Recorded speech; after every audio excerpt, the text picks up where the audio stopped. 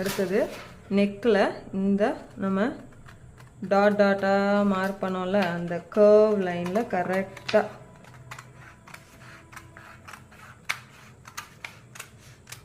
இப்படி எடுக்கிறப்போ ஷோல்டர் ஃபாலுன்றது ஆகவே ஆகாது உங்களுக்கு. ஓகேவா?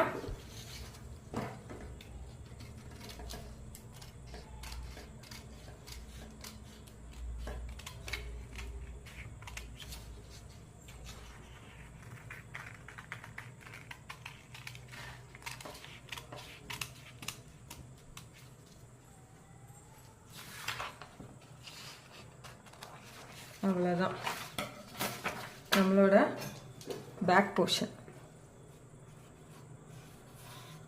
இன்னொரு விஷயம், இதை வந்து நம்ம ஆன் ஃபோல்டிங்கில் தான் எடுக்கணும். சரிங்களா? இந்த ஏரோ மார்க்குக்கு பேர் ஆன் ஃபோல்டிங். பேக் போர்ஷன் வந்து ஆன் ஃபோல்டில் தானே எடுப்போம். பிளாக் ஓப்பன் வைக்கிறவங்க இந்த இடத்துல ஆன் ஃபோல்டிங்னு எழுத வேண்டாம். ஓகே, அன்ஃபோல்டிங்னு எழுதிட்டிங்கன்னா பேக் போர்ஷன் கம்ப்ளீட். ஓகேவா? இதே அப்படியே நீங்கள் கிளாத்தில் போட்டு கட் பண்ண வேண்டியதுதான். ஃபோல்டிங் சைடு மட்டும் இந்த கிளாத்தை பார்த்து போட்டுட்டு கட் பண்ணிட்டிங்கன்னா ஸ்டிச்சிங் அலவன்ஸ் வரைக்கும் நம்ம எல்லாமே போட்டாச்சு. ஸோ எல்லாமே நம்ம கட் பண்ணிக்க வேண்டியதுதான். சரிங்களா? இந்த மாதிரி கரெக்டான ஃபிட்டிங்கில் பாடி போர்ஷன் வந்து நம்ம எடுக்கிறப்போ நமக்கு பிளவுஸ்ல எந்த ப்ராப்ளம் வராது.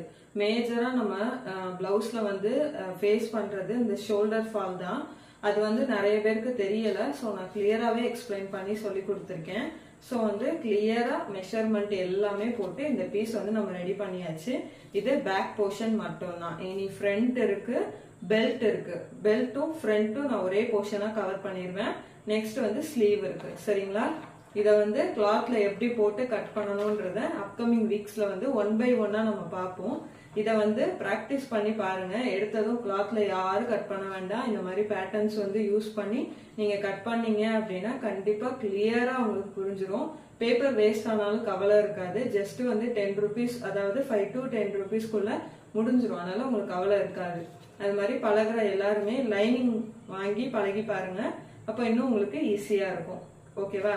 கொஞ்சம் வந்து நல்லா பழகினதுக்கு அப்புறம் நீங்க